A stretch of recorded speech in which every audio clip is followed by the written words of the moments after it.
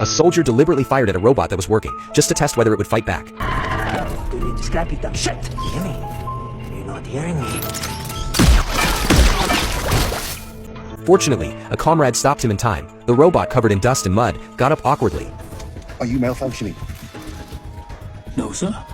Surprisingly, it could speak and communicate just like a human. Obediently, it went to the river to wash off the dirt. At that moment, a village girl walked by and handed it a towel. The robot hadn't received such kindness in a long time, so it confided in the girl, telling her it used to be the top bodyguard of a princess. But after the princess died unexpectedly, it no longer participated in combat. The girl reminded it of the princess. The girl happily wove a flower crown and placed it on the robot's head. The robot immediately blushed with shyness, showing that it had evolved human emotions. A few days earlier, while the women of the lunar village were working in the fields, a massive warship suddenly appeared in the sky. Korra quickly ran back to the village and rang the alarm bell, gathering the villagers to discuss a plan. The villagers naively believed they could sell their crops to the home planet for a generous return, but Korra warned them not to reveal the secret of their fertile land. At that moment, a small warship from the home planet had already arrived at the village entrance. The general warmly shook hands with the village chief, and then bluntly stated that he wanted to purchase the village's grain at 3 times the regular price. The chief replied that the land here was barren and the villagers were barely surviving. They had no grain to sell. However, a villager named Dak, driven by greed, took the initiative to inform the general that they did in fact have some grain stored and could sell it at a high price. Realizing he had been deceived, the general immediately took out a staff.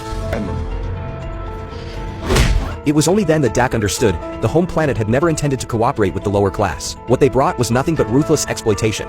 The general ordered Dak to deliver 10,000 bushels of grain during the autumn harvest. Dak protested that it would be very difficult. They could only produce 12,000 bushels in total, and the remaining 2,000 wouldn't be enough to feed the villagers. But this confession only exposed the richness of the land. The general gave them 2.5 months to hand over 12,000 bushels of grain.